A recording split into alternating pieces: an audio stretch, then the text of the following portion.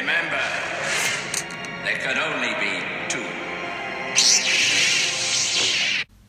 Hello and welcome to another episode of Always Two There Are, our second episode of this podcast. It's going to be titled The Downfall of Anakin Skywalker. We're very excited to get into this topic. My co-host and I will explore the depths and intricacies of Anakin's character and why he fell to the dark side. Thank you again to all of our listeners for tuning into this episode, and if you like it, spread it around and tell your friends about it. We hope you enjoy this episode, because it's going to be a good one. This is Vader Contagion, and alongside me is my co-host, the Raging Ren. I can't wait for today's episode, but first, Double R, how you doing? I'm doing good. I'm very excited to jump into this topic. It's That's good. I've been waiting all week for this topic. It's going to be a doozy of an episode. To start you guys off, I just created a little summary of Anakin's character, what we're going to be doing today. Raging Ren hasn't heard it. It's just a brief little thing to get us started. Little intro? Very Yeah, nice. here we go. From his childhood, Anakin was destined for great things. His mother Shmi knew it, and so thought Qui-Gon Jinn. However, Obi-Wan and the rest of the council had their doubts about the boy, and they weren't far off.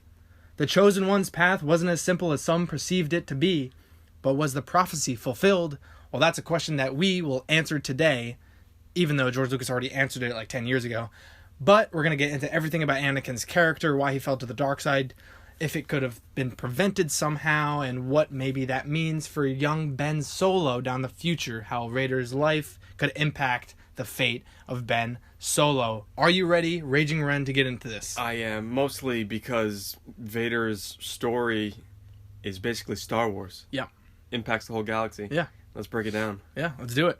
First, we're going to have Anakin's childhood when he was 9 years old during The Phantom Menace, Episode 1. So we're going to have that section, and then maybe a little stuff from the Obi-Wan and Anakin 5-issue miniseries comic, which takes place 3 years after Episode 1, so Anakin is 12. So maybe some stuff around there. That's going to be the first section. Mm-hmm. The second section is going to be Episode 2, Attack of the Clones, where Anakin is a Padawan. He's 19 years old. So all that stuff. A lot of stuff there. There's a lot of stuff there, yeah. And then the third part is going to be the Clone Wars TV series. A lot of stuff there. Anakin's Jedi Knight, General doing his stuff Bunch during of that stories. year. Bunch of stories. Bunch of good stuff in there. So that's going to be the third section. Our fourth section is going to be Episode 3, Revenge of the Sith, our favorite Star Wars movie.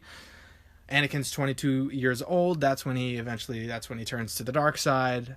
A lot of stuff happens in that movie in such a short amount of time. Maybe that's why it's the best movie. Yeah. We're gonna try to timestamp these in the description, so it's a little easier to to pick your favorite part. navigate. Exactly. Yeah. Yeah. And then I listened to this podcast 5 times. I don't want to listen to it all again. Let me just go to the Revenge of the Sith part. Oh, definitely. This is just gonna be me later. So that's gonna be the fourth part, and then the fifth part is gonna be Darth Vader's or Anakin's redemption, if he really got redeemed, or because people really hate him still in the galaxy, and how his story could affect Ben Solo's fate, or maybe could shed light on what maybe could happen to Ben in Episode 9, or what should or should not happen to him. Which is what's stirring in the air right now. Oh, it is. It's stirring everywhere. So yeah, that's gonna be our 5 parts. Raging Ren, Double R. I'm gonna call you Double R for now, and don't want to confuse you with the real, actual Raging Ren? I feel if the real Raging Supreme Ren, Leader? real Supreme Leader found out you were going by his name, he'd take a little tantrum out on your face. So we're going to start off with Episode 1, Anakin's childhood, what was going on in that, and maybe how that sparked this downfall. Yeah, real big. I guess you want me to kick it off with my thoughts? Yeah. The big thing, obviously, is what happened in The Phantom Menace. 9 years old in The Phantom Menace. Never knew his father. Grew up with his mother as a slave. I think, they were slaves since 3. Age 3. Since That's Anakin was 3. Anakin said he got the Watto got them as slaves at 3, so we don't even know if Anakin was born on Tatooine, technically. No, exactly. I think in a reference book, it says his birthplace is unknown. His home planet is Tatooine because that's where he really grew up. That's true. I do remember reading that somewhere. Yeah. I think it's in recent canon, too. Yeah, I think it was in the, it was a character encyclopedia for them. So, we know the story of the Phantom Menace. Basically, Qui-Gon comes to Tatooine, discovers Anakin, believes he's this prophecy, the chosen one. Yep. In as we know in Master and Apprentice, Qui-Gon's very big into prophecies, and he basically sees it in this boy that the Force is unusually strong with him, and Anakin can see things before they happen. He's got a very high midichlorian count. It's high. It's very high. It's high. It's very high.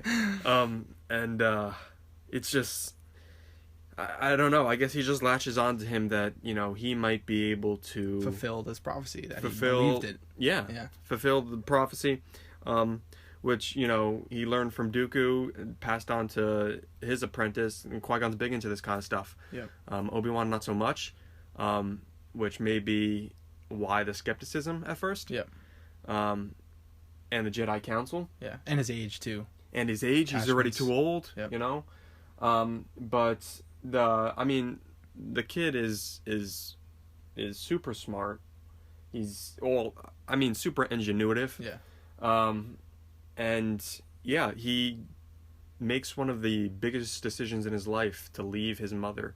Not even really. Well, I guess it is his decision to actually leave with Qui-Gon. Yeah, because they can't take the mother, and exactly. I mean, it's either stay or leave. And for the record, I think Shmi did the right thing. Yeah, it's it's the best for her son. I mean, she obviously didn't know what was going to happen. Exactly. Yeah. But yeah, basically, this just kicks off Anakin's journey. Everything. And the Star Wars saga. Yeah. Qui-Gon, what have you done? Yeah. Yeah. Yeah. It's just like it's crazy. I think it's crazy. It really is. And just to top it all off, Qui-Gon dies. Yeah. Right. The poor soon after. If you're talking about Obi-Wan was skeptical at first. Yeah. But I mean, what are you going to say to your master when he's dying in your arms? And he literally asks you. He asks you. His last dying breath is to train Anakin. Yeah. I mean, first of all, that's just terrible. Yeah. And second of all, I feel bad for Obi-Wan because there's no other option. Yeah. Besides of course Anakin, you're going to train him. Yeah. Besides Anakin, I think Obi-Wan's the most tragic Star Wars character. Oh, absolutely. He just loses everyone. Absolutely. In his arms. In his arms, yeah. That's another episode. That is another episode. There's some rich stuff there. Yeah. But, Obi-Wan's a huge part of this story. Yeah. And, yeah, at the end of episode 1, you will be a Jedi, I promise. Yeah. It's just, it's tragic, especially knowing, what happens down the line. Yeah. I don't know what your thoughts are on this. But episode 1 kicks off. It's a huge impact. It's the start of it. Anakin is this catalyst. He's gonna change the galaxy, and Qui-Gon's obsession with prophecies, where you got it from Dooku and Master and Apprentice. Dooku was kind of into them, and then Qui-Gon got into them, and there was the prophecy saying the chosen one's gonna be born with no father, and then when Shmi tells him that, oh, where's the father? There is no father, and he's doing all the math in his head. How is this possible? And he's like, I want this kid because he's got to be the chosen one. This is the prophecy that I've been obsessing over about. And then it takes off from there. But I wanted to also say that Qui-Gon also sees the selflessness in Anakin, because Anakin's willing to risk his life, even though he's done pod racing before and almost has died because of it. Yeah. But Anakin wants to pod race to get the money for Qui-Gon, Obi-Wan, and Padme to get off planet, to get their parts, to get their generator. Yeah. So that whole pod race is a selfless act in a way. I'm Anakin's gaining he loves to do it, but he's also doing it for them. Yeah. And Padme sees that.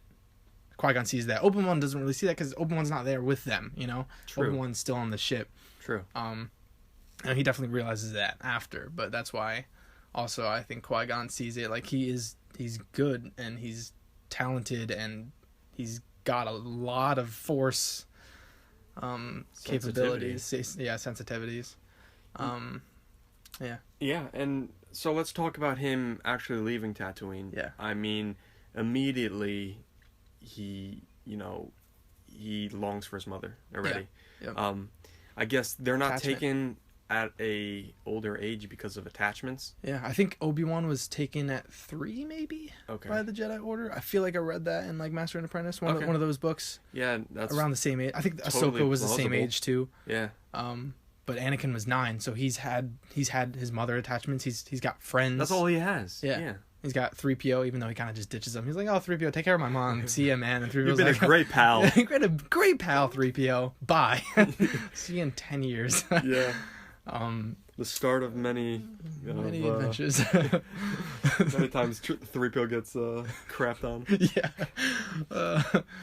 But yeah, it's immediately guilt. Not guilt. I feel like sadness. sadness. Yeah, I Maybe think guilt in a way. Maybe some guilt, but sadness, and I think he's also hopeful that he's going to be a Jedi and he's going to come back to Tatooine and save his mom, Yes. and that's why it's even more tragic in Episode 2, where the Jedi Order didn't let him do that. Yes. He's been training for 10 years in the temple, not being able to go back to Tatooine and save his mom. Like it's crazy, and that factors into his hate for the council, the Jedi later. Yeah, it's also like he was introduced to Padme. Yep.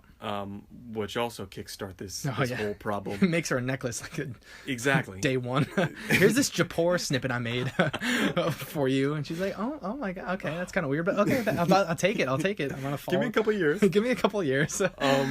But yeah, it's this one. I don't think he's had a friend like that or somebody like really. that. Yeah.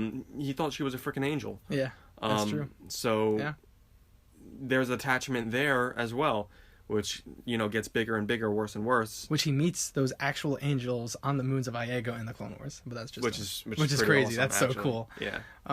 But yeah, the attachments, Padme, and then this sparks the stage 1 of the path to dark side, which is fear. Really, just leaving his mother. Yeah, he's fearful of what his future is going to be, or just what may happen to her. She's stuck with Watto. Like, who wants to live with Watto, especially as a slave? Exactly.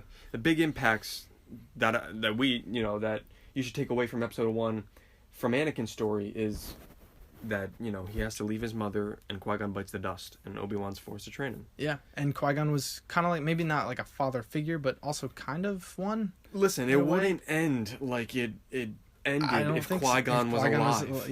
I think Qui-Gon. I don't know. Maybe he would have left the Jedi Order and just trained Anakin maybe on his own. Qui-Gon. Yeah, exactly. That would have been interesting. Yeah. Qui-Gon left the Order and then trained Anakin.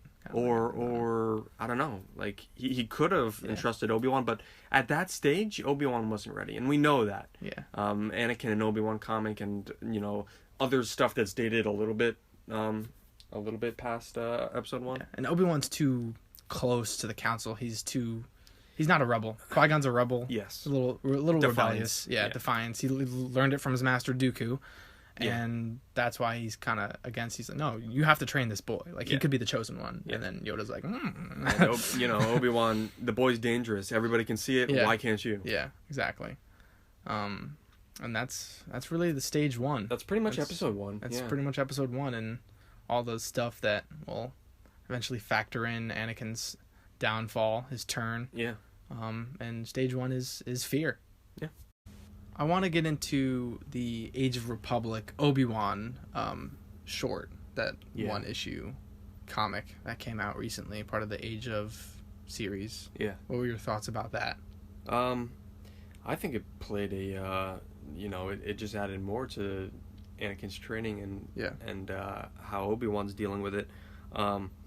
I mean, Anakin actually, in that comic, he called out Obi-Wan as like, hey, I know you're stuck with me. Your master died. I forgot about that. Yeah. And that proves our point, like, from Episode 1. Like, and Obi-Wan's, he knows. Obi-Wan's just like, what do I say to that? Exactly. Yeah, I know. I'm sorry. Like, it's true. Yeah. I like, if I remember correctly, they go on a mission, and at the end, Obi-Wan,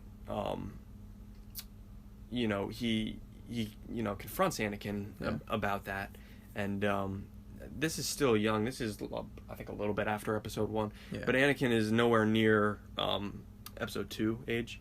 Yeah. But this quote at the end just stuck with me, and I'm gonna read it. It's the end of the comic, one of the last page actually. It says, and it's from Obi-Wan. It's Qui-Gon Jinn was a great Jedi. He still fell before a Sith.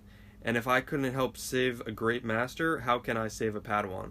Master Yoda said we never stop learning. Perhaps the master is meant to be as much as student as the Padawan. I may not be the teacher that Qui-Gon was, but I am the one that Anakin has, and I won't fail him again. I did make a promise after all. Chills. Yeah. I literally have chills on both of my arms, knowing what happens. Amazing. I don't know who wrote that comic, but that was amazing when I first read that. Jodie Hauser? That I feel about like right. she did the Rebellion or the Republic stuff. Ones? Yeah. Either way, just so much in there. Oh my god, Especially, tearing up. I'm yeah, tearing up. Yeah. It's so sad. Everything about their story is just tragic. Yeah, but great comic. That's what stuck to me with that.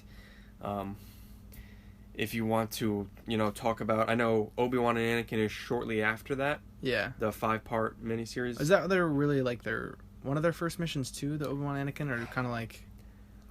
It might have been. I just remember when Palpatine is talking to Windu in a section, and this is the Anakin's training, right? Yeah, this is the Obi-Wan and Anakin comic. Yeah. Anakin's training to a hologram of Maul, I believe. He's like fighting a hologram of Maul. Yeah. Yeah. Yeah. And Palpatine and Windu are looking at him, and they're talking, and then Palpatine's kind of getting Windu to let me see Anakin like after training and like just talk to him, and Windu's like, no, this is no, like he's Jedi, seeds. And then he's like, you answer to the Senate, I am the Senate, so I'm gonna take the boy, like there's no, and then Windu's like, he can't say anything to that, so yeah. He takes Anakin, and then he takes Anakin to like Coruscant, I think, underground, and like into like a nightclub or something. To a nightclub, yeah. And he's just like talking to him and like just spreading the or sowing the seeds of doubt. He asks Anakin like, well, actually, Anakin sees all these people, and he's like, why can't the Republic do something? Yeah. And as naive as Anakin is at this age, and Palpatine's like, like the government doesn't extend down to these depths. Yeah. Somewhere in 1313, I'm assuming. Yeah. But yeah, just another precursor to Anakin's relationship with Palpatine. Yeah, and just what they want to do together. Yeah. And I guess save the galaxy in their heads. Yeah, and the main topic of this comic, or the main conflict, is that Anakin's ready to leave the Jedi Order. I'm pretty sure. Like he was. I think he was on the fence in this comic. He's on the fence of it, and then. Like, obviously, he changed his mind, but their mission, I think it kind of, switched his thinking, changed his mind a little bit. Yeah. But, yeah, he was, it wasn't easy for him, and, I can't imagine for either of them, Anakin or Obi-Wan. Yeah. I love the art in the comic, too. It's a very good, it's a 5-issue miniseries, Obi-Wan and Anakin. Not the comic, the cover's just... Cover is... fantastic. It's beautiful. Like I could have that as a poster. Yeah. It's got like they're in Iran is like a snow planet, and Obi-Wan has got his robes on, so is Anakin. Oh, yeah. He's got his lightsaber. Pretty sure they're both hooded up. Yeah, I think so. It's so cool. So yeah, that's pretty much the Obi-Wan and Anakin comic. And that's pretty much the space in between the episodes, right? Yeah, I think that's at least really for Anakin's story. Yeah, it's really the only things we have about their relationship, or really any content with those two in that area, which is crazy to think about, because that's 10 years of Anakin's training. Yeah. Like, I'm surprised we didn't get like a novel or something, and like maybe when Anakin's like 17, or like closer to that age of episode 2, like that would be. You can add crazy. Different characters, like you can create different characters for that, but think about it, you can't bring Padme back or anything like that. No. You can't like it would have to be a completely new story. Yeah.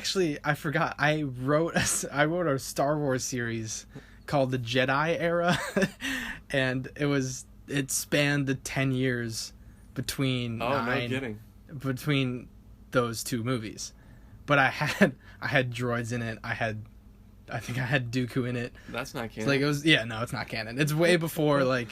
Yeah. It was when Clone Wars. It was like season 1 of Clone Wars finale. Oh wow. I watched that and I was like, I want to make a Star Wars like book series. So like I wrote it and my brother drew the pictures, and we went on for like 40 episodes. They're all like 3 pages each, but like wow.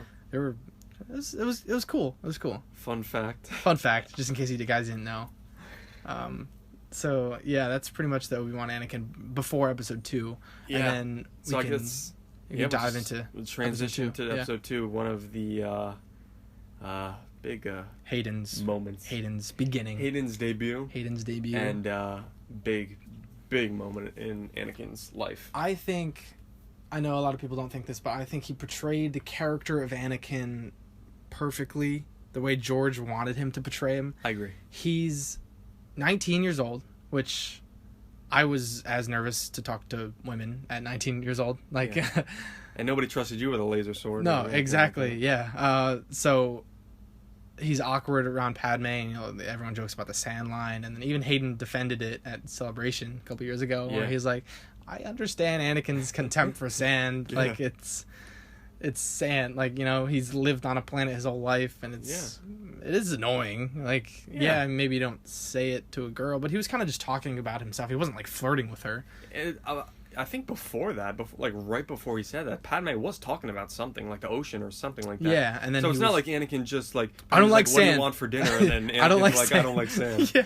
It's not as, like... Because he's, like he's like feeling Padme's back, and he's like smooth, not like unlike smooth, like okay, so maybe George didn't have the best like love dialect. But, George doesn't have the best dialogue, but it's okay. It works for the character. It works for like the weird, awkward, like angsty, like I'm gonna murder a lot of younglings next episode, Anakin Skywalker. Yeah.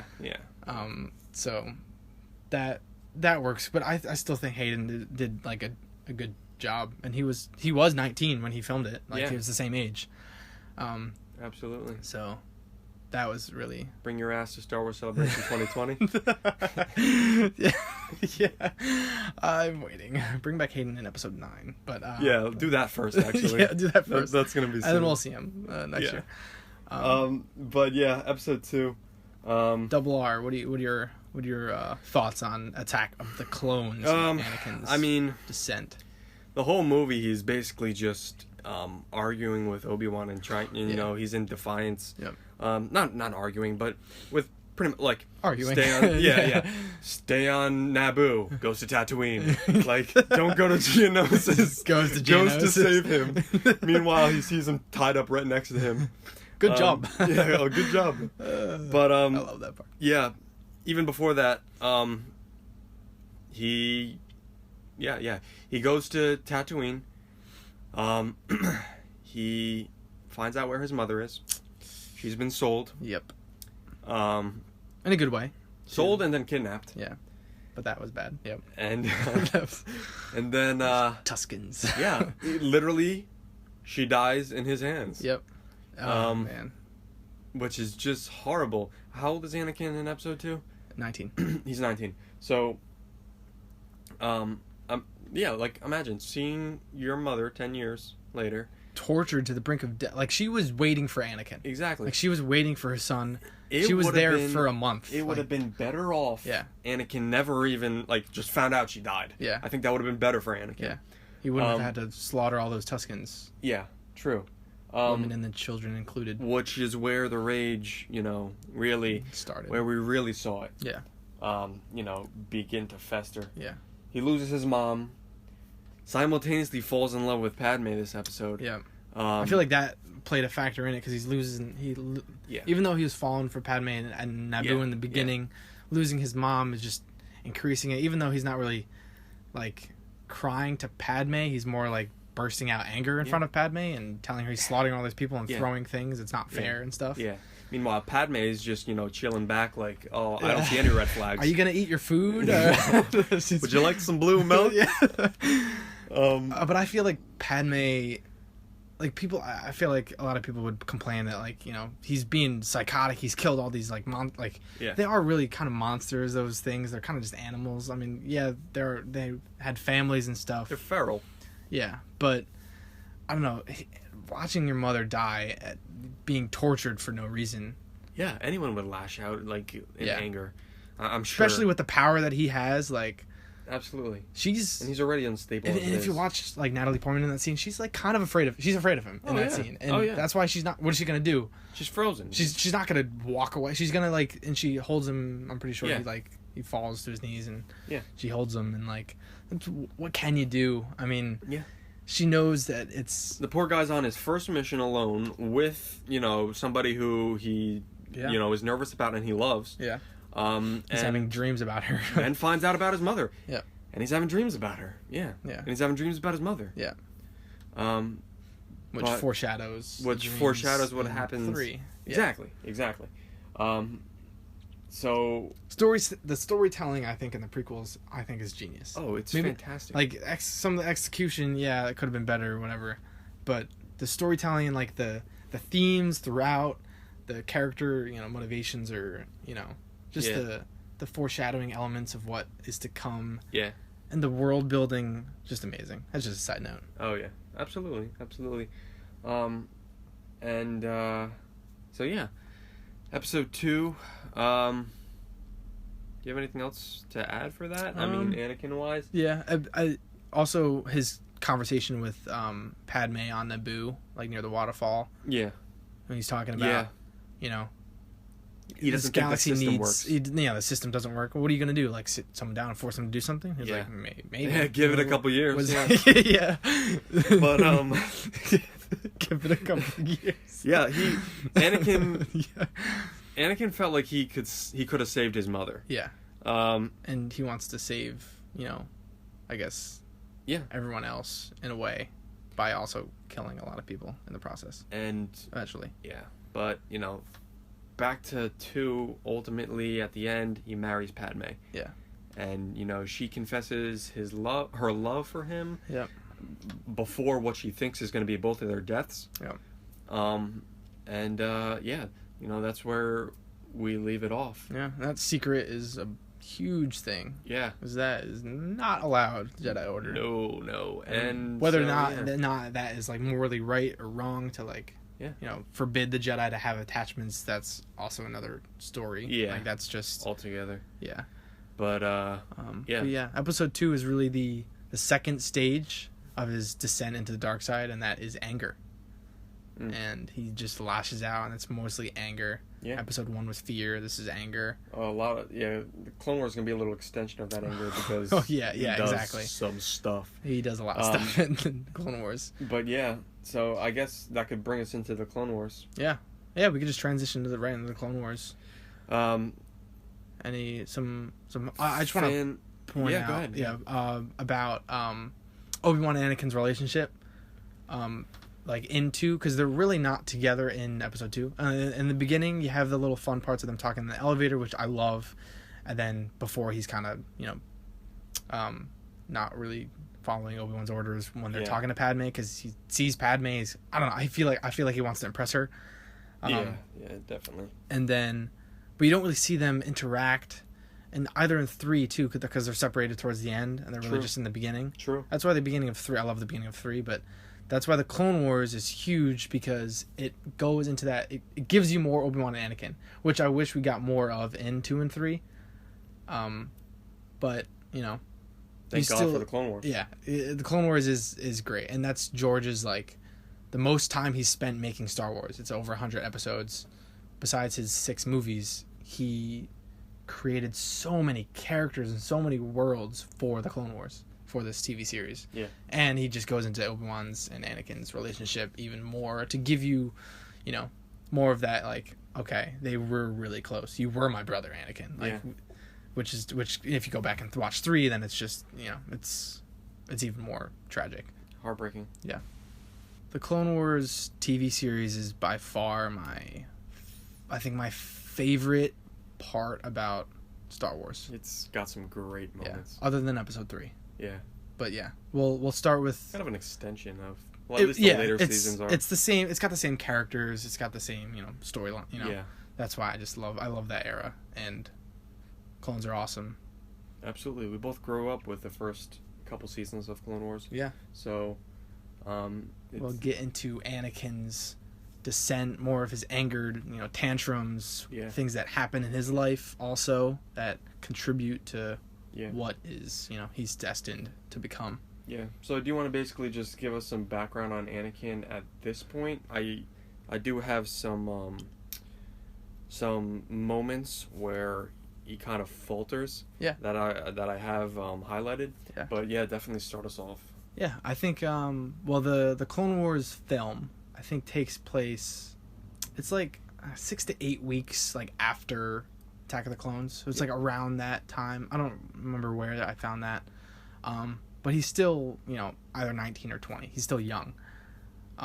And he's promoted to a general right away because it's the Clone Wars. Like every Jedi is a general. Yeah, which is a problem in itself. Well, even I think Ahsoka, they call her general. She's commander. She's commander. That's okay. Only because she was with the 501st with Anakin, and Anakin's already general. You can have two. Okay, that's true. So yeah, Anakin is young, and he's being called general, and the general title itself is giving the Jedi way too much power than what they really should have, and I think that also contributes to what certain Jedi become during the Clone Wars, what happens during the Clone Wars, and that's pretty much where Anakin's at. He's married to Padme. They're still keeping it secret, and then he meets Ahsoka Tano. Oh. Double R. Doesn't going to you.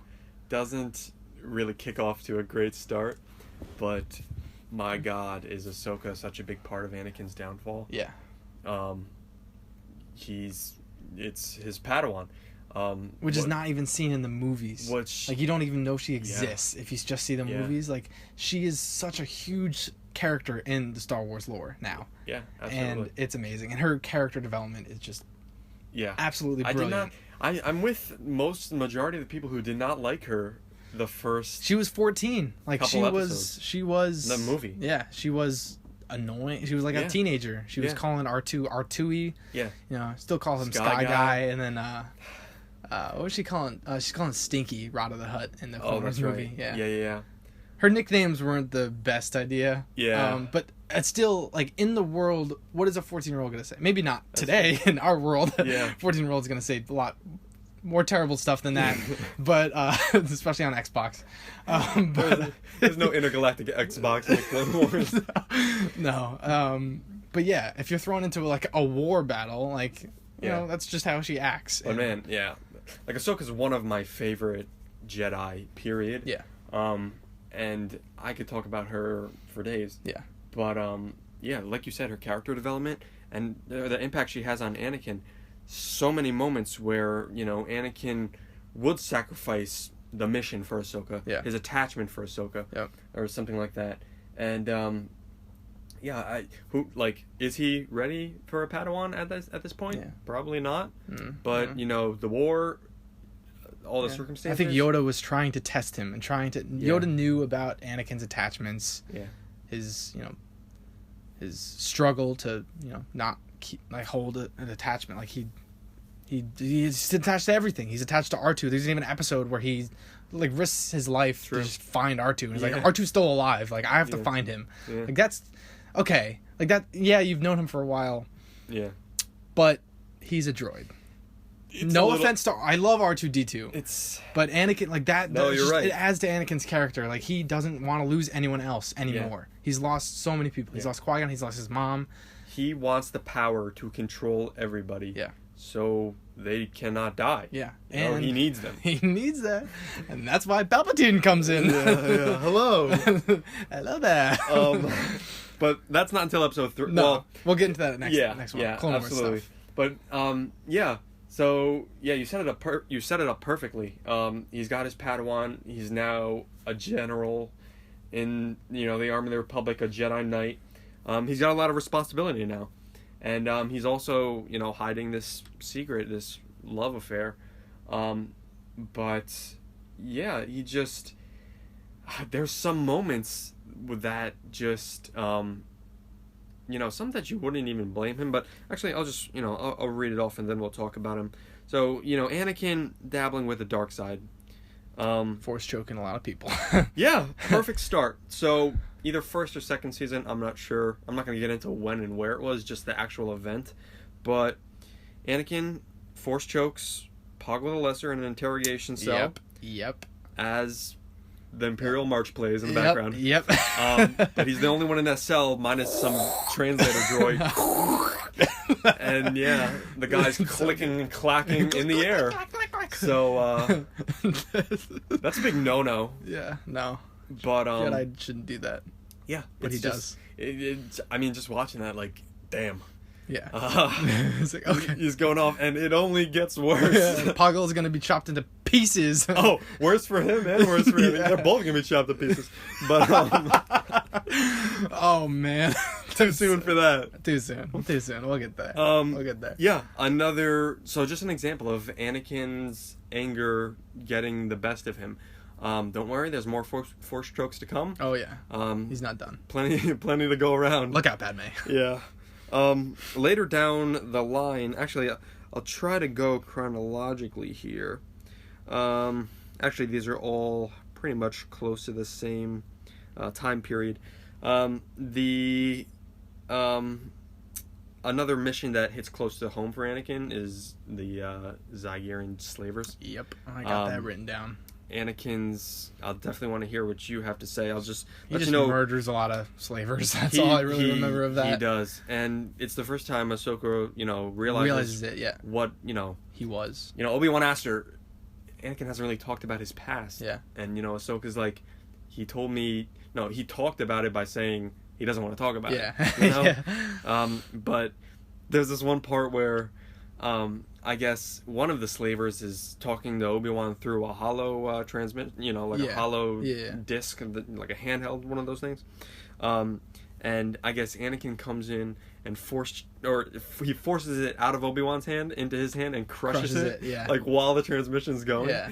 And, That's so awesome. He's such a psychopath. Yeah, slavery is just a sensitive subject for Anakin. It's true though. Like he's not wrong. Yeah, no. I don't blame him. Yeah, I don't blame him. His anger is exactly. It's unfortunate that it's he has to bear witness to that. Yeah. But yeah, your thoughts? There was a moment where I forget the character's name, but I think it was like in a Senate spy episode where they're trying to figure out who killed a senator. Okay. And anyway, this character has a bomb, and it's in his hand, and then he's like telling Obi-Wan who's gonna brand themselves a cold-blooded killer, and then a lightsaber just pierces his chest from the back, and he's just dun dun dun dun, and then he drops to the floor, and then it's just Anakin with an ignited lightsaber. He killed him. Yeah. And Obi-Wan's like, Anakin. And Anakin's like, what? He was gonna blow up the ship. That's like one of my favorite parts of the Clone Wars. That's good stuff. And it's also like just chilling, like who's gonna brandish themselves a cold-blooded killer? That was early on too. Yeah, that was early on. Always on the move. Always on the move, Anakin. But and he catches the detonator as it falls out of his hands too. He's my favorite character. Oh, he's even great. though he's great. Some great stuff out of Clone Wars. He's bad. Yeah. But he's also good. Like he helps so many people throughout the Clone Wars. Towards the side of Anakin and Padme's love interest and Anakin's jealousy. Yeah. Introduce Rush Clovis. Oh, that's written down. Rush Clovis. A lot of jealousy. One of my favorite towards parts. Padme and Clovis. Yep. Like I had to rewatch this scene the other day because for whatever reason, I completely forgot it. Yeah. Like that's the one thing I was telling you about this before is Clone Wars is off of Netflix. I'm waiting for Disney Plus to come out so I could binge some of the seasons. Yeah, he's twitching, like waiting for Disney Plus to just watch Clone Wars exactly again. Because it'll come on on drop November 12th. But if anyone knows who Rush Clovis isn't, like anyone doesn't know who he was a previous love interest for Padme, like before episode 2 probably. Yeah. So Anakin finds out about this history. Yeah. And he's trying to get back and Rush is trying to get back in Padme's life, and she's trying to keep her and Anakin's marriage secret. Yeah. He walks in on Clovis about to kiss her. Let's just say invading her personal space. Exactly. Yeah. And he yells, "Get away from her!" Force chokes him. Oh my God. Throws him into a wall and beats Him. You know, he starts throwing fists. Yeah, it doesn't even use the Force. Yeah. And like even Rush calls him out, like, you know, show me what you got or something. Yeah. You know, like don't use the Force, and it's just like okay. Yeah. And then he's just beating him with his metal hand. Breaks him over a table. Yeah, that's right. He like punches the metal hand and hurts himself Yep, or something like that. Yeah. That's awesome. And Padme's like, oh god. Padme's like, damn, I'm still gonna be with you, but what is going on? Yeah. Anakin, stop. And Now the he's red like, flags. Yeah, so many red flags. So many red flags. But his hair though. His hair. I think it was either I think season 5 or maybe season 4. Yeah, I'm not sure. There. But That fight scene is one of my favorite parts. 'Cause yeah. It's just like no one touches Padme, and that's when Padme's endangered. He's gonna escalate the situation. Oh, absolutely. What else you got? Let's I guess we'll I want to talk about the some of the Mortis episodes. Yep. I just really have you know, just him talking to the father, the daughter, and the brother, like, you know, whether they're the creators of the Force or just like, you know, the daughter is the light side, the brother is the dark side, and the father is like, you know, keeps them both balanced. Right. And just the brothers trying to get Anakin to you know, rule the galaxy with him. He shows him his future. Yeah. And just the classic shot of Anakin, like, his hands, like he's on his knees, and then just the Vader mask. Retribution. Retribution from Battlefront. Just the Vader mask, and his eyes are yellow in that episode. Yeah. Guys, if you want to watch some awesome Clone Wars episodes, watch the Mortis trilogy. Yeah. And they're so good. It's Ahsoka, Obi-Wan, and Anakin on just a crazy mystical world that is strange, like ancient, but so awesome. You want to go on a roller coaster ride of emotions? Go, watch that arc. Yeah. He tells Obi-Wan after he sees that. He says, "I've seen that as the Jedi who stand in the way of peace." Yeah. And like that's oh my god. Yeah. I know Ahsoka gets possessed too during that arc. Yeah, that's true. He has to fight Ahsoka. Yeah. Foreshadowing. It's just... yeah. Well, I can't... Yeah. That's not even going to be in this episode. I can't take too much in one day. Yeah. Actually, I mean... Yeah.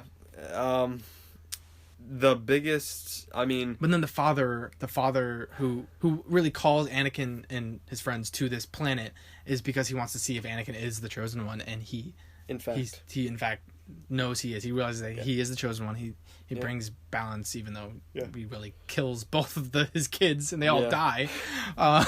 Ultimately, we're looking big picture here. But which I kind of just spoiled the story. Yeah, if you haven't seen Return of the Jedi or no, just the Mortis trilogy. Oh.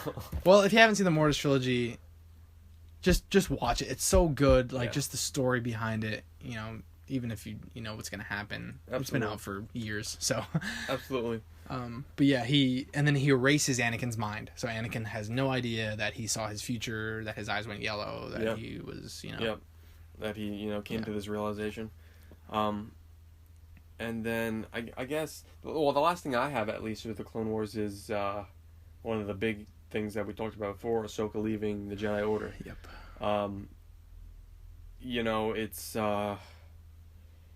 It's probably the biggest hit that Anakin takes. Yeah. He's so, at least in the Clone Wars. He's so he's trying so hard to clear her name too in those episodes. Like he's running after her in the tunnels, and he's like, Ahsoka, like stop. Like I'm sorry, but it's the saddest moment in Star Wars. Yeah. For me at least. It really is. And the music, Ahsoka's theme is so great. Kevin Kiner, genius. That when it comes back in Rebels, you're just like, oh my god. Yeah, it's amazing. It's the second part of the story. Yeah. I mean, in Rebels, he asked Ahsoka, like, through the vision, why did you leave? Yeah. Like. Oh yeah, through the vision. You failed me. Yeah. Is what he said. Yeah. Which is just so chill. Like I'm getting chills because who knows if Ahsoka was still on the Jedi Order during Episode 3? Yeah. What if maybe she could have prevented his turn or like helped him? Maybe he would have confided in Ahsoka about Padme. Yeah. Maybe she was the one who he'd tell, because Ahsoka already knew. Yeah. And it's hinted at in Forces of Destiny episodes where like Padme, that is true, Ahsoka, and Ahsoka's like, I kind of know what's going on with you guys. Like, and also she's smart. She spent enough time with Anakin. Yeah, exactly. And Padme. She's friends with Padme too. Exactly. And that's why when Anakin's like, I know the feeling to wanting to leave the Jedi Order, and then Ahsoka's like, I know, and he kind of just like looks at her like, Yeah. what? Yeah. Hold on, can we Wait a minute. circle back? What's Circle Martinez? back? Yeah. So she knows, but she, you know, and it's just Ahsoka, you know, she's not gonna tell anyone because like she loves Anakin, and Anakin loves Ahsoka, and it's just heartbreaking when she leaves, and she's just like walking down those steps, and the music's blaring, and he's just like he's holding out his hand like, just come, like, save me. And I quote in Rebels, "Where were you when I needed you? You were selfish. You abandoned me. You failed me. Yeah. Do you know what I've become?" That's the vision. That's the vision where she's in the Jedi Temple and she's like dreaming of this. Yeah. And that's even before she knew exactly it was him. Exactly. Yeah. Like, she doesn't know. He knew it was her. Yeah. She didn't know it was him. No, until he tells her. Yep. Ahsoka. So it's so good, guys. Just watch Star Wars. Yeah. You are, because you're listening to this. Star Wars. Shut this podcast off and watch Star Wars. 5, 6, now 7 seasons of Clone Wars. You have to buy it first until November, but it's worth it. I have the DVD collection. The first 5. Yeah. Yeah. Anything else you want to say about Clone Wars? I think, just Ahsoka. I think that is the end, really, and just Anakin believes that, you know, he thinks that he failed her.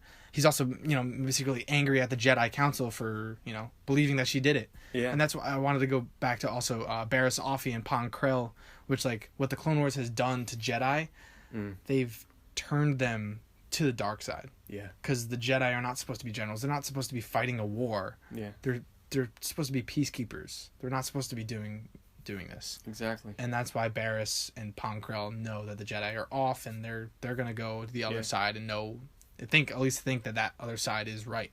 And Barriss a lot sooner than Anakin, because she didn't have, you know, the relationship that Obi-Wan and Anakin have. Yeah. She had freaking Luminara, who you know, didn't seem like, you know, it was more of the attitude, hey, if for it the happens, it Geonosis happens. episode, Yeah. right? If she dies, she dies, yeah. And then Anakin was like, no, like, I can't lose Ahsoka. Exactly. Yeah. Exactly. So, which is a good contrast. Yeah, there. exactly, because Luminar is like part of the Jedi Order and part of that thing where you don't have attachments. Yeah, you're supposed to train an apprentice, but if you lose that apprentice, like, you know, you still can't lose yourself. And Anakin is gonna lose himself if he loses anyone. And Barriss and Ahsoka were friends. That's just another tragic story. I want to see Barriss' story because, as far as we know, and she's canon, she's just, you know, in prison. I guess, you know, we haven't even seen her. She's not the second sister. Right? No, definitely not. I don't think so. Honestly, that would have been amazing. But I still think she should have been thinking that the back Inquisitor. in the Darth Vader comics. I still think she should have been the seventh sister in Rebels. Because she was Mary Ellen too. So who killed? Well, Maul killed the seventh sister. Maul killed everyone. All the Inquisitors there. Yeah, Maul killed everyone. It was like, oh, introduce me to this kids show. Yeah. Old master. Back to Anakin. Yeah. Back to Anakin. That pretty much wraps up the Clone Wars. I would think so. Anakin, it just it you know, solidifies Anakin's descent into the dark side. Enter Revenge of the Sith. Revenge of the Sith time. Here we are, episode 3, the downfall of Anakin Skywalker. Truly the downfall of Anakin Skywalker. I think in my personal opinion, is the most tragic Star Wars film. The most things happen in this film. Yep. And it ties everything together. It does. The climax of the saga. Yeah. In my opinion. But yeah. Yeah.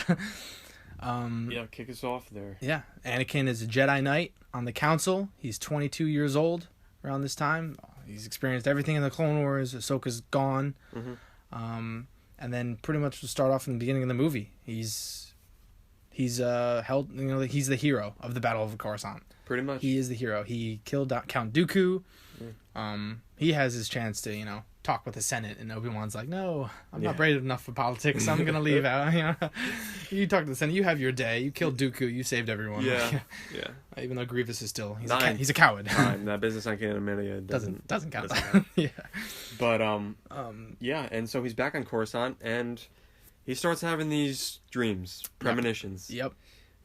Specifically that Padme dies in childbirth. Yeah. Actually, back up. Padme is pregnant. Padme is pregnant, guys. Yeah. She is pregnant. And Anakin finds that out. Yeah. And I think it's like, I don't know the exact time. I think maybe the Clone Wars Season 7 will maybe dive into this, like how long it's been. Yeah. I think it's rumored, like, I don't know if it's really canon, but it's like around 5 months he hasn't seen her. Like, he's been on the Outer Rim sieges for a while. Yeah. Well, at least, I don't know how long a pregnancy term is in the Star Wars galaxy. So if it's 9 months... Never thought of it that way. How did he not know the first 4 months? So she didn't tell him or wasn't showing by then.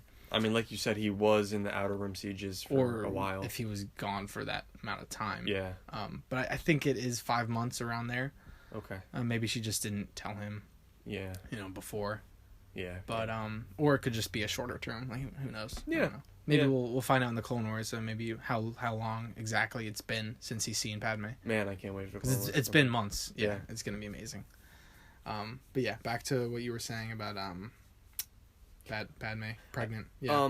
That's pretty much. Yeah, that's pretty much it. Side note, while we're at the Clone Wars saved, like, I think one of the descriptions that Star Wars gave or Dave gave maybe was that it will be. It's kind of gonna go into Revenge of the Sith. I forget how it's worded, but it says through the events of Revenge of the Sith or something like that. I think it's got to, because in the Ahsoka novel, we know that Ahsoka fights Maul in the trailer. But that's Order 66. That is Order 66. So, like, they fight Maul, and then Order 66 happens, and that's how he escapes, because she goes to save Rex. So it has to. And that's in the Ahsoka novel, and so we're going to see that finally. Exactly. In that show, and that's during Episode 3. So whether they're going to show, like, some parts of Episode... Like, what if they show a scene of Anakin and Obi-Wan during Revenge of the Sith that we have never seen before? I'm talking about Ahsoka's mission. Yeah. That would be amazing. Yeah. Or even, like, Anakin and Padme. Well... Like, just, like, maybe before he's on the couch with her, remember, like, rubbing her tummy? Yeah. And then, like, what if they're talking about her? Like, before that. And then the scene cuts, and then, like, they're talking about, like, separatists and stuff. It's plausible. At least what Dave explained at Celebration all those years ago to Ashley Eckstein and... everyone. Yeah. Was basically... Yeah, like... I think Anakin and Obi-Wan, or it might have just been Anakin and Ahsoka, but Obi-Wan might have been around when she showed him, when he showed her, the Legion all painted in orange. And that's right before they go to Coruscant. Right before both of them leave for their missions. So. And that's why they can't go, I think, because they were called to Coruscant. Yep, they were probably going to help her, maybe. They were. Or at least maybe Anakin, because, Yeah. He's attached. Yeah. To Ahsoka. He wants to help. Yeah. I don't remember if Bo-Katan went actually looking for Ahsoka. Maybe just with the council. We're going to see that, I think. Yeah. We're going to see... Because she's, in the trailer, she's got the hood on. And, So. I just mean from Dave's... Like, obviously it could have been changed, but this is just from Dave talking back in, 2016. Yeah. But, yeah. So, yeah, leading into Revenge of the Sith. So, Revenge of the Sith. Padme's pregnant. Anakin starts having dreams. Nightmares, just like reminds him of Shmi, his premonitions. Mom. Yeah, Padme dying in childbirth is pretty specific. He fears, if he doesn't do something, she's gonna die, just like his mother. At this point, I would see Anakin as a real fragile person. Yeah, his mom died. He's so vulnerable right His mom died. Ahsoka left. Padme is not looking too good in his mind. Nope. And he just wants to control. And the Jedi Council adds to the flames. Yeah. We will not grant you the rank of master. What? Take a seat. He says that before, but... Yeah. The master rank. You just... Another, good job, Jedi Council. He... Oh, he just killed Count Dooku? The guy we've been trying to kill for the past 3 years? Yeah. I mean, I understand it from the point of they think he's too close to the Chancellor. They don't trust Palpatine. That's why. But also... Still... Yeah. Why does it matter? They just hide... they have the Jedi Master... I'm sorry. Is so high Jedi Order, but you did this to yourself. Yeah. In a way, you did this to yourself. Yeah. And he's finally appointed on the Jedi Council. He's the youngest Jedi to ever be on the Jedi Council. And he's more powerful than most of the council. Yeah, I think him and Windu are powerhouses. I think they are like just to see them together fight on like side by side would be amazing. Oh I yeah, think. I'm just sure. to see it, like Both in different ways. Yeah. I mean, Yoda too, Obi-Wan, of course. Yeah. But like Mace is the most powerful out of at least, I think, the Jedi Council. well, I mean, I think lightsaber wise, yeah, but Yoda's with the Force, canon but wise, lightsaber wielding and like yeah. fight technique, and he also taps into the dark side of the theory. That's why his lightsaber's purple, because he's like Yep. red and blue mixed together. Right. But I mean, he beats Palpatine, whether Palpatine was like, holding off in that fight or Yeah. waiting for Anakin to come, and like, Yeah. we'll get into that part later. We will, because that is some very poor timing. Yes. Um, Yeah, that's a huge moment. But yeah, so he's not given the master rank.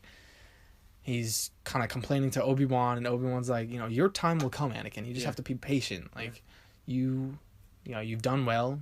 but he tells him he needs him as a spy. Yep. An unofficial spy. Like, Adding to the flames. Hey, you've just been given this. No, I know Obi-Wan's just the messenger in this. This is obviously the Jedi Council that's deciding this. It's the council. But the council. Oh, we see. Anakin's now got this job as the representative of Palpatine on the council. Yep.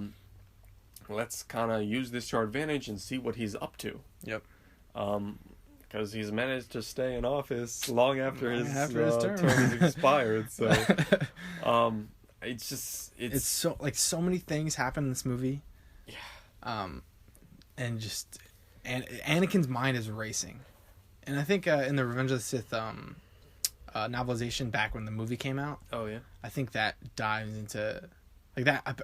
I haven't read it, but apparently that novelization is like amazing. Apparently, it's like the best thing ever. Yeah, I've heard that. And it's because you get to get inside these characters' heads, which you can't really see in the movies. You really just kind of see like emotions or something, but like things that they can't say. I love the novelizations. Yeah. As long as they don't contradict the movie. Yeah. They're fine. Ray But yeah. not to get off topic. Yeah. Yeah. And then also Anakin was the big savior of the Battle of Coruscant, kills Dooku, and then they finally found Grievous because Palpatine, Leaked it. because he knows where he is. Yep. He sent him there. The puppet master. The puppet master of everything. And the council picks Obi-Wan to go, and just by himself, like not even Anakin. Yeah. Even though Anakin and Obi-Wan have been a squad for this whole entire Clone Wars. Why they didn't pick Anakin to go with him? Just to go with him. Like, I understand going alone, but you just rescue the Chancellor. Yeah. Like, He just rescued Obi-Wan. Like, Yeah. Obi-Wan was gonna die. Exactly. Sheev was gonna leave him there. Like even before that, but yeah, who knows? I still don't think Obi-Wan could take Dooku in a fight. I mean, he's proven that that he's lost to them multiple times. Sith Lords are our specialty. Darth Maul is your specialty, and not even that. Like almost. I mean, he takes on Maul and Savage Opress together with two lightsabers in the Clone Wars. That's probably almost one of the best fights too. Mm-hmm. So Obi-Wan is a tank, but then that's why they sent him to Utapau to take care of Grievous. And he did handle himself, you know, like he canonically finished his mission. Yeah, canonically he's had those Grievous encounters before in the Clone Wars. Anakin has never met Grievous. True. Other than the beginning of the movie. True. So maybe that's the history of it, but I can't probably see it. not because it was made before the Clone Wars, so they didn't know that. Yeah, but that does make sense now, you know. Yeah. And if you watch Sith again, it seems as if Obi-Wan has never seen Grievous with the 4 lightsabers, because he's like, I've been trained in your Jedi Isles by Count Dooku, and then he like takes it out, and Obi-Wan's like looking like, oh. True, yeah. Well, hello there. Like he's never seen that before, but he never released all 4 in the Clone Wars. No, he did in the Clone Wars, but that's what I'm saying. Like Revenge of the Sith, it seems that since that movie came out way before the Clone Wars, it seems that Obi-Wan's seeing that for the first time. Okay, I got you. So there's a lot of somewhat contradictions, or not contradictions necessarily, but and also the Anakin. My power has doubled since the last time we met Count. Yeah. So what? A couple weeks ago. In the Clone Wars, whether maybe it could have been months ago, but he still fought him a lot of times in the Clone Wars. Yeah. And also, I don't have a problem with that though. Yeah, it's just the small things, and Obi-Wan's like, we'll take them together, and it's like, I was about to say that. Listen, would you rather just have that? They take them together on the Pike's planet. Yeah. Yeah. Yeah, exactly. But yeah. So Anakin loses his master because the master is going to Utapau. He's like, okay, I'm stuck here by myself. Obi-Wan's really the only guy, even though he doesn't listen to Obi-Wan. Obi-Wan still is his friend to like help him, you know. And that's why Obi-Wan is gone for the rest of the movie. Like, I kind of never really thought about that, you know? Like, he didn't have Obi-Wan to confide into. Not saying that he would have, because, like, even Padme suggests it, and he's like, no, let's just keep it between us, you know? Still, like, though, there's that father... Like, if things go bad, you know, you can get desperate. Yeah, exactly. Especially with everything that's going on in Sith. And Palpatine, you know, sowing the seeds of... He just spends more time with Palpatine if Obi-Wan's gone. You know, he's not doing anything with Obi-Wan. And introduces him to, hey, maybe there's a way to save Padme. Darth Plagueis the Wise. Yeah. It's, the scene that... We have a lot of stars. It's a story the Jedi wouldn't tell you. Yeah. We have a lot of stars on our chart for the downfall of Anakin. And that's one. That's one of the, like, 11 in Revenge of the Sith. There hasn't even been 11 so far. Darth Plagueis' tale... Is there a way to save someone? There's not. I don't think there is. As of now, canonically. Canonically, yeah. I'm talking back when Palpatine told him. Yeah. I think it was just blowing smoke. Yeah. Oh, yeah. Yeah. Yeah. It's just when people think he killed Padme, I don't think he killed Padme. I think she did lose the will to live, because that is a thing. People don't think it is a thing. Oh, it's lazy writing. Okay, you might be able to think that, you know, you're entitled to your opinion, but, like, it has happened before. Like, it's a real thing. You lose someone you love, and you're about to have their kids, and you've seen them not even die, but even worse than that. Like, Carrie Fisher's mom died 2 days after Carrie Fisher. Maybe not 2 days, but very close. Yeah, very, very close. And, which is... Like, so, crazy. Explain that. Yeah. It's a thing. Like, people, like, old couples, you know, they if one dies, one can't really live without the other one, because they're so used to, they've, you know, been together 50 years. I mean, Padme and Anakin have been together for 3 years, but their love, you know, sparked over a movie. So, like, exactly. It's powerful. But, yeah, so, you know, I see the gripe with it, but I don't really mind it. I think it makes sense. I don't either. It's just that Anakin finds this maybe way to solve his problem that Yoda's not helping him with. And Yoda's basically just like, shut it out, don't listen to it. Attachments lead to jealousy, and, you know, all that stuff. And which leads to the dark side. And then Anakin, here he is with this mentor that just... He offers a solution. That the Jedi can't teach. Give him, yeah. And not so he basically just Jedi. Manipulates him. He is Anakin, or I guess steps in as Anakin's father figure. Yeah. Which Qui-Gon could have been, I think, at least. Oh, yeah. He definitely could have. Yeah. So he, you know, like, well, he finds out that he's the Sith Lord that you know he's everyone's after, and Anakin pulls a lightsaber on him, which is awesome. Yeah, like, I would love to see an Anakin versus Palpatine. Though at no point do I think Palpatine is scared. Oh no, he's loving it. He's like, oh winded. Yes, closer, Anakin, closer. I said, Snoke. Let the hate flow through you. Please strike me down with that pointy end. Yeah. Yeah, I think he knows Anakin's not going to do anything, because he is his only he is his only hope. Like, it's true. He offers him a solution. Yeah, and then the scene ends with him saying, "Save your wife, Padme." Yeah, he says Padme, and you're like, "Oh man, okay." I can only imagine what Anakin was going through. Yeah, and they don't even show his reaction. Like, he's like, "Okay, yeah," and then that leads to Anakin going over to Mace Windu, telling him, I think our greatest fears have been realized, you know, whatever. Sheev Palpatine is a Sith Lord. A Sith Lord! And I think that also, this part, we have another star on the board for this part. Mace Windu doesn't allow Anakin to go with him to confront Palpatine Huge mistake. Why? Huge Why? mistake. Literally 3 of the homies that went with you dropped in 5 seconds. Agent Carter wasn't even looking at Palpatine. Yeah. You must have thought like a statue moved or something. You just see like a 360-degree like fidget spinner coming at you. Yeah. With a red I mean, yeah, saber. I would get a little winded, but like, Maybe he got he could have distracted. used Anakin's help. Yeah, he saw a bee in the wall, on the wall. Just took a blade. to I'll the cover the chest. window. I'll cover the window. So yeah, he goes down. Stacey Tin goes down, and then Kit Fisto pulls up a little fight. Kit Fisto represent Clone Wars, awesome episodes, fighting off Grievous. Still goes down like a punk though in that scene. He does. Just sliced. I mean, he's Palpatine, but Just shows. come on. He's Palpatine. Yeah, and Anakin is just contemplating right now. Yeah, and this is also the star scene where Anakin is not allowed to come with Windu to attack Palpatine, so he goes to the temple, chamber council, know, sitting down, and he's looking at Padme's apartment. Padme's looking at the council. They're both crying. No dialogue, just music. That music playing, and it's beautiful. It's like one of the best scenes in the movie. I think it's fantastic. And because I think he makes his decision then. He's crying, and he's like, I have to save my wife. Yeah. And that's when he leaves. Yeah.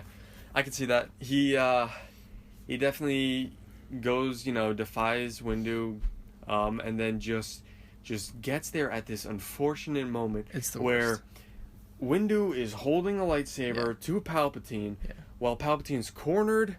Yeah. He's on his back. He's on his back. His hands are up. Yeah. It looks like he's helpless. Oh, yeah. Little did Anakin know what just went down. Yeah. But at this point, emotions. Did he see the dead bodies that he had passed on the way? At this point, I don't think it matters. The emotion, like Anakin's emotion, is just overtaken. For he knows he could. He thought Palpatine could be protecting himself. Yeah. Like exactly. Maybe the Jedi attacked him. You know? He didn't see Sheev spinning in a 360-degree angle at him. No, he didn't. And so, yeah, I think that's bad. Bad timing on that part. Huge star. And boom, cuts off his arm. Boom, electrocutes him. Boom, out the window. Probably hits a speeder. Probably hits another speeder. I don't know what happened to Mace after that. I think he's dead. Sam Jackson wants him to be alive, but he's dead. Yeah. He's not alive. I don't know. No one's ever really gone.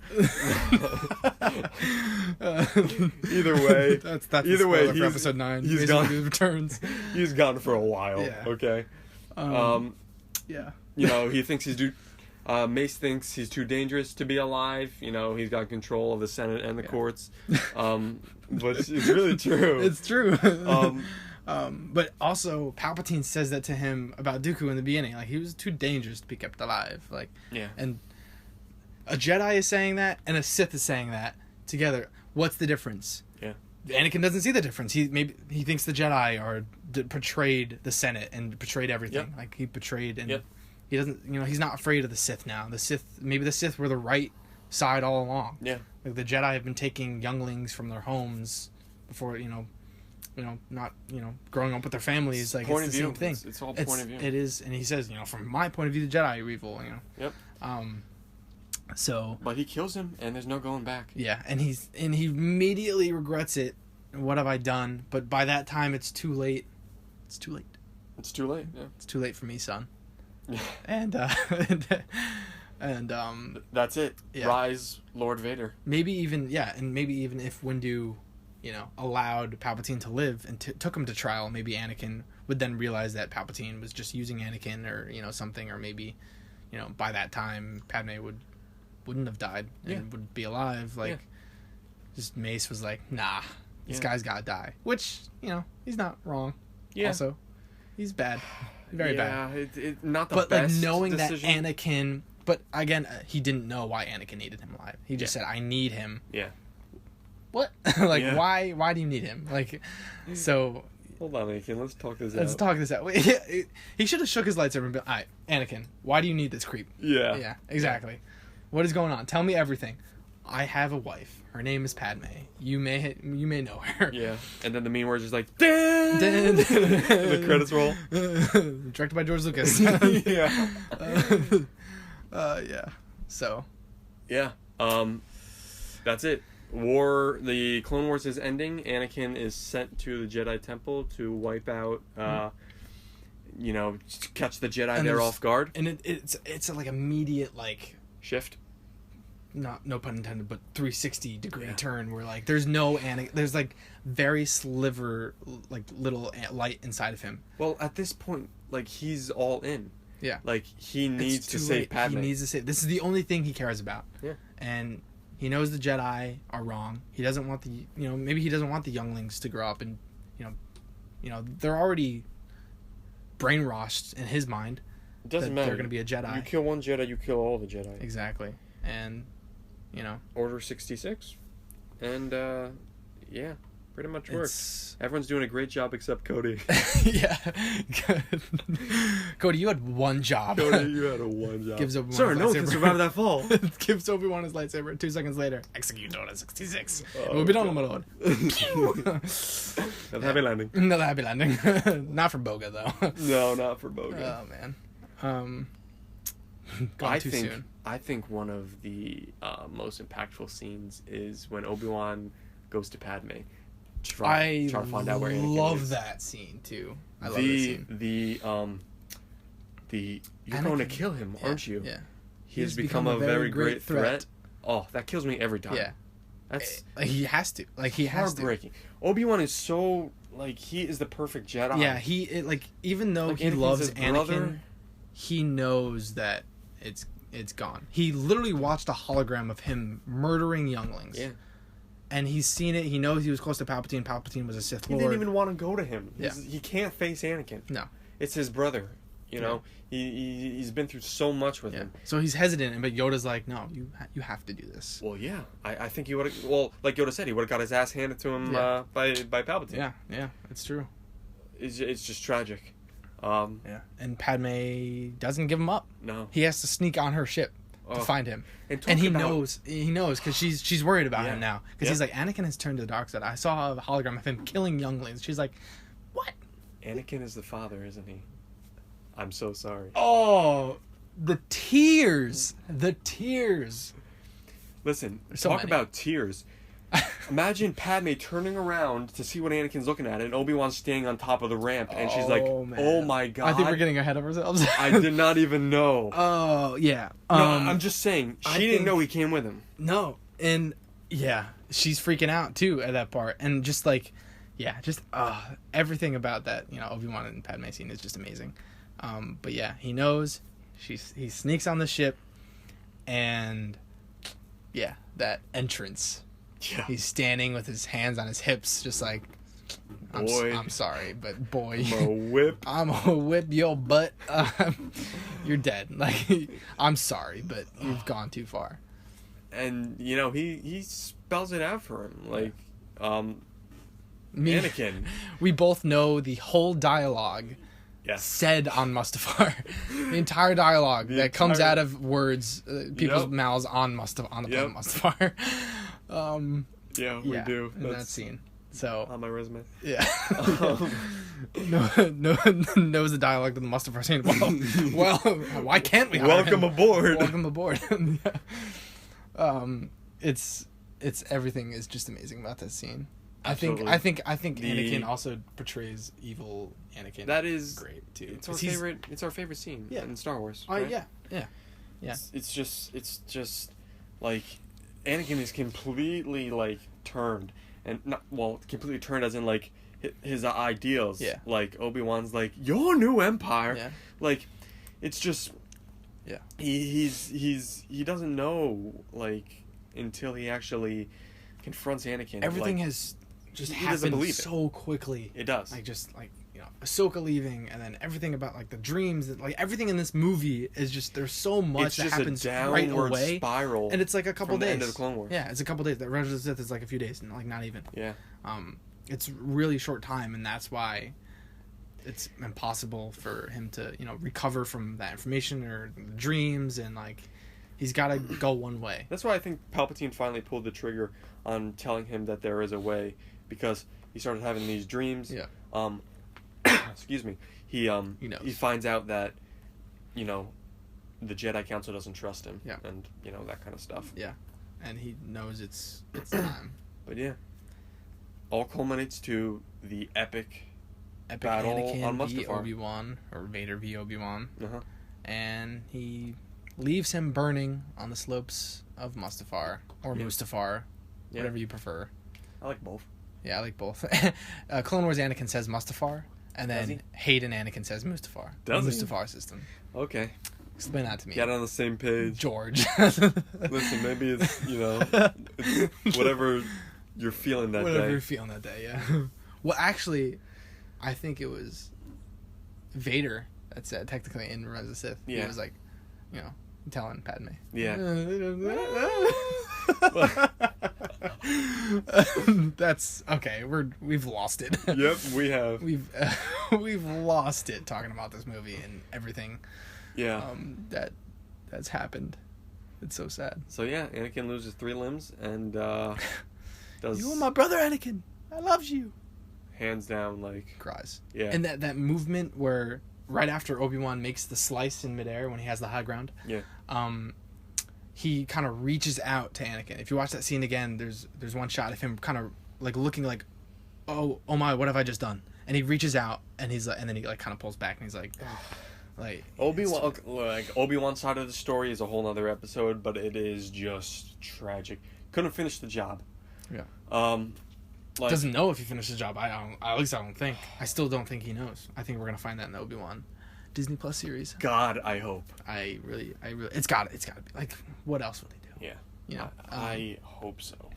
But anyway, this is the third stage. It really completes his turn to the dark side. At least is the hate stage. So we got fear in episode 1, we got anger in episode 2, and then we got hate in episode 3. And then when he finally puts on the suit, finally looks in the the red eye sockets of Vader's mask, which is so cool.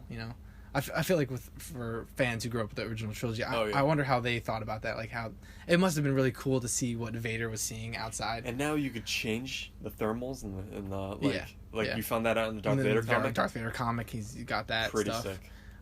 But that is the fourth and final stage is suffering, and Yoda says that. And there was a picture going around with young Anakin as fear, episode 2, anger, episode 3, hate.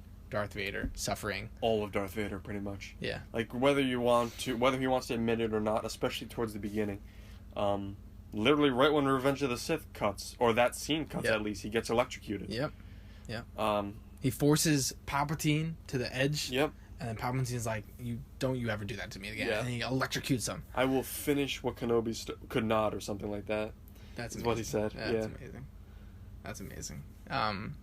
Yeah, and that's pretty much everything Revenge of the Sith wise. Everything up boiled to Darth down to Vader. Up to at least Darth Vader. Which Darth Vader could be talked about through the comics, through the original trilogy, all of that. Yeah, I think we just want to finish our next section is going to be talking about how, whether Vader's redemption, is really warranted, whether you can call it that. Because he is a Force ghost, Hayden's, Anakin. He is a Force ghost. Whether he's going to be a 9 is a whole nother discussion. But what is Vader's story, and how that could play into Ben's story, and what Ben's legacy that he's trying to either recreate, or whether Ben is going to be redeemed or not. I think there's a lot of similarities, but also differences with those two characters, and this next session we're gonna talk about that a little bit. Ben Solo, aka Kylo Ren, is probably now my second favorite character. I love him. He's amazing. He's great. It's so good. Probably in the sequel trilogy, he has the best storyline. Yeah, and all of Star Wars also too, because it's so different from Vader. Like, I want to just talk about just the differences between them. Yeah. And we'll get into Anakin's redemption and whether, or not we think, that should happen, or, whether or not that's going to tie into Ben's story. But the difference was, Vader, throughout Vader's, career as being Vader, I think it was like 23 years, I want to say, something around that. Maybe 23 or 24. A lot of bodies, a lot of dead bodies. A lot of bodies. But throughout, there was only a sliver of light left in him.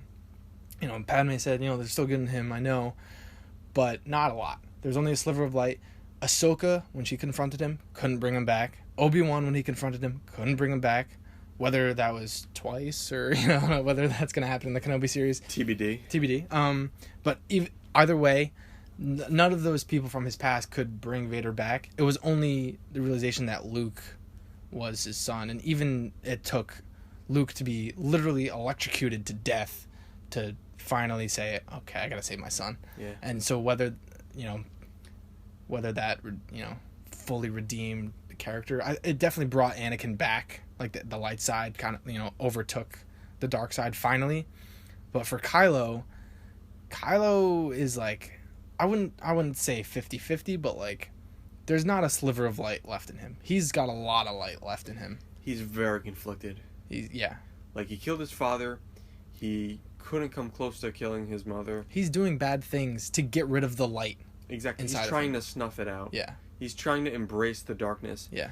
Punches his bowcaster wound. Yeah. To make him more angry, to get more try power. To get the rage. Exactly. Which is awesome. I love that little detail. Everything's great. Even in this past Snoke issue, which we talked about before. Yeah. But again, we could talk about Kylo Ren's story all we want. He's fighting. But yeah, he's not completely parallel to Vader. No. You're right. There's something still there. Yeah. Which is to be seen in 9. We'll see what happens. I'm not sure. Like, Vader didn't even... Maybe he flinched a little bit with Ahsoka. But with Kenobi, I mean, Kenobi did leave him to die. Yeah. So he, took him out with no hesitation. Yeah. But Kylo... It was so hard for Kylo to kill Han. Yeah. Like, he did it. It was. But... Eventually. He did it to try to go more dark. Like, he's doing bad things to try and go to the dark side. Anakin was doing bad things, at least in the beginning, to try to save Padme, but he's doing it to try to get more...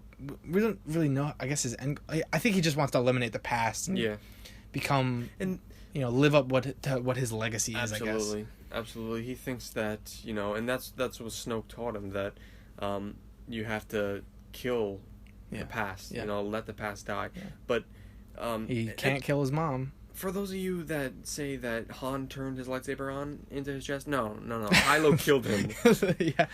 Han looks very surprised. I mean, it is a crackling red lightsaber blade at who knows how hot, burning inside of your chest, but his reaction is very, like, he's shocked that he did. I think Han kind of, at least maybe thought that Kylo could turn. I mean, he was taking out the lightsaber. Of course, that's what Kylo was trying to make it seem like. Yeah, exactly.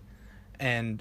I think he was shocked, but Han also, maybe even if he was shocked, he also understood why, and that's why he gives him the face touch. Like, maybe I can't bring you back, but maybe it's just up to you or someone else out there. Yeah. But it's interesting because if there's so much light in Kylo, why is he? And he knows that there's still much light in Kylo. Why is he still doing all this really bad stuff? Like, Vader never really, the light side never really touched Vader. Like, Vader was just evil. Yeah. Kylo is like, he's not that evil, but he's still doing evil things. Because he keeps getting dissed. Like, Rey's not going to join him. Yeah. Yeah, that's true. Luke is now going to haunt him. Luke was. He thought his uncle was going to kill him in his sleep. Exactly. And that's why he fears Luke. He's been pretty scarred. Yeah. And that's why he wants to. He thinks his parents Leia abandoned him.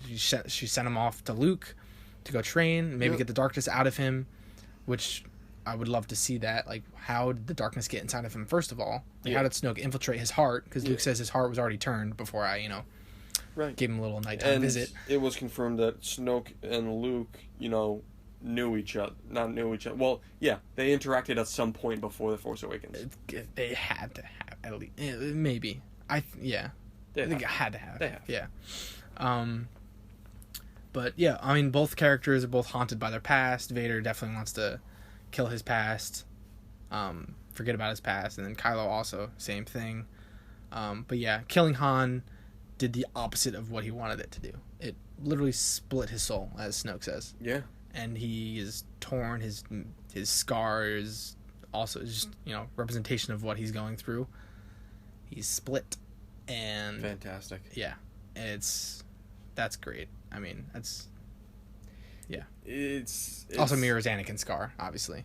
Yes, yeah, I love it. It's just I don't know if Kylo's going to, have the same result that Vader had, Bendemption, and all that. Yeah. But it's hard to end a Skywalker saga, especially when it's called The Rise of Skywalker, with Ben dying, especially as a villain. Yeah. Like, you redeemed Anakin, and the sequel trilogy has been leading to who's going to bring Ben back to the light side. He's had so many chances already, so that, that's why maybe some people think that he can't, because he's had so many chances already. But who knows what can happen now that Palpatine's in the mix That's again. That's what I'm saying. If Palpatine never came back, maybe he was truly gone. But Palpatine destroyed this family. He's the reason for everything of this family. He's the reason why Kylo is disturbed, why he has this darkness in him, whatever, and he's trying to go this legacy. People are making, Snoke's making fun of him, like, you're just a child in a mask. You're no Vader. Yeah. And he wants to live up to Vader. At least that's what he's trying to do now, because he's lost all the light, around him. Exactly. So he's embracing his blood. His darkness, yeah. He wants to live up to his grandfather, because his parents really abandoned him. Yeah. And Luke tried to kill him, at least in his mind.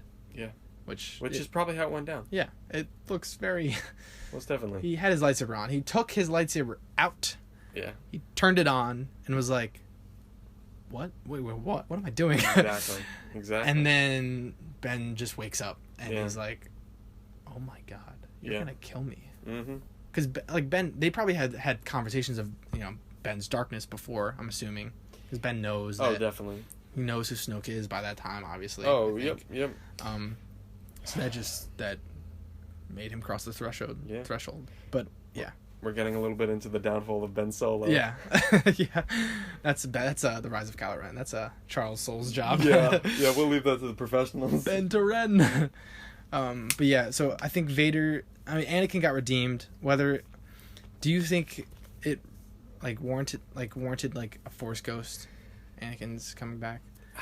Yes, because technically he saved the galaxy. Yeah. At least for a short while. Yeah. Yeah. Come on, Disney. We thought we were fine. Are you kidding? In Star Wars, you're never fine for long. Yeah. When there's a Skywalker still alive, you're never fine. Yeah. It's Luke. just... Luke, what have you done? I think Anakin... He was redeemed. Anakin Skywalker himself was redeemed, but did the galaxy forgive him? No. Why would the galaxy forgive him? And that's the whole bloodline story with Leia. Yeah. And everyone finds out that she's the Vader's daughter. Yeah. And everyone disowns her, and that's how Ben finds out. She sends a video message to Ben because she hasn't heard from them, whether that's during his turn or after his turn. We don't know yet. But I think she hasn't heard from them. Yeah, for a while. So, and that's 6 years before Force Awakens. So at least he's been dark for 6 years at least. Yeah, somewhat. So, but yeah, I think Vader was Anakin came back. He killed Vader, and they did have concept art in Episode 7 with the Vader Anakin Force Ghost. I really hope they don't do that for 9. I'm kind of scared that they do. It would just be an Anakin. Yeah, because you have him in 6, and then you have the Secrets of the Jedi book where Luke is saying the spirits have guided me all these years until I shut the Force out. Right. And then Yoda came back, and then they're back with me again. Right. And that voice in the novelization, let go. People maybe thought it was Anakin. It could be Anakin talking to his son. Let go. Yeah. And now they're back, and Anakin's back.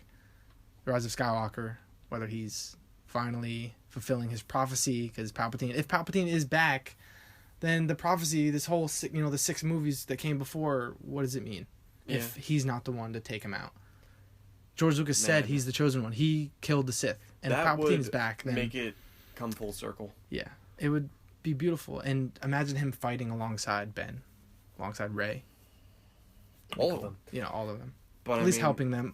And if you know, Anakin could be a big part of it. A yeah, big part of what at happens least ultimately. maybe helping them, but I really just don't see Ben and Rey like taking on Palpatine together. Like I still, even though Ben is a solo in Skywalker, I don't think he's powerful enough to take on Palpatine. Yeah, I just don't. I don't think he is. I don't think he is either. He's.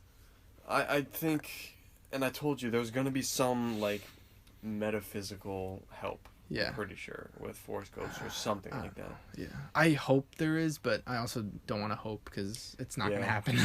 Yeah, no, So, I hear you. You don't want to set your expectations. That's my too alternate high. timeline. That's my world between worlds, like alternate thing. Headcanon. It's my headcanon. That happened. Yeah. We'll see what they do with it. Yeah. But Yeah, I mean, anything else on the comparison?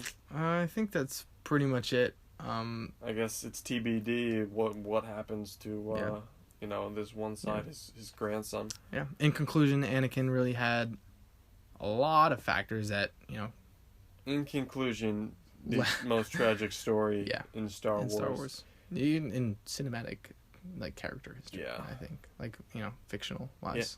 The biggest It spans all these movies. It spans the generations, and especially now we're having another generation. Exactly. I still think he's definitely my favorite character. That's not going to change. But I still think Ben is definitely redeemable because Anakin was. If Anakin, whether they're going to go that route, I have no idea. I just hope they do it in a cool way. Right. I do too. And I'm fine with the redemption if it's done properly. Yeah, and it's not or if he doesn't die and then he Yeah. he's redeemed. He's saves Rey's life, then dies. That's Vader's story. So just don't do that again. And I don't think they will because they know that. I don't think they will either. He might die, close. but I don't know whether he dies a hero or a villain. It's called The Rise of Skywalker, and for other than Leia, and I'm kind of scared that The Rise of Skywalker is Rey, and it's she's taking on the name Skywalker even though she's not Skywalker. Right. I want it to be Bloodline. But maybe they're gonna kill the bloodline. Well, maybe they're going to. And she's gonna take the name. Have you believe that it is that name for the longest time throughout the movie until Anakin's introduced as a Force Ghost, and then the true Rise of Skywalker is revealed. But that's all. Or it could have multiple speculation. meanings and stuff. Yeah, because Last Jedi could have multiple meanings. It was Luke, and then at the end, he's like, "I will not be the Last Jedi." Rey's the Last Jedi. Yeah. So, I think it's up for grabs. I can't wait for Episode 9. Love Anakin. Love our discussion today, Raging Ren, Double R. Yeah. Thanks for joining us. Yeah. Thanks for listening, guys. It's a long one. It was a long one, but we had fun. It was absolutely. This was a topic that needed to be broken down. Oh yeah. Before, especially for us, because we've been talking about it for years, and we just wanted to share our opinions on everything because this is our our favorite topic. Yeah. And it's really one of the most important in Star Wars. Yeah. And it could come full circle in Episode 9, whether whether that's in Ben's story or it could go different ways. Return of Anakin Skywalker. Hayden, where you at? Hayden. It's JJ. Yeah, guys, thanks for joining us again. Follow us on Twitter. Always to there are. I think the handle is always to there one. I don't know why. It's dumb. But yeah, just type in always to there all. You'll find us. It's got Darth Vader. Raging Ren here made the cover. We got a new title cover. It's got the Darth Vader with fire coming on, under his cape with the always to there are logo and a Sith holocron. Just look it up. It's cool. It's awesome. But yeah, follow us on that, and you'll find we'll post podcast links on there when we get chances, and just we love everything Star Wars, and we are glad that you guys could join us. So yet again, thank you all for joining us. Tell your friends about us. See you.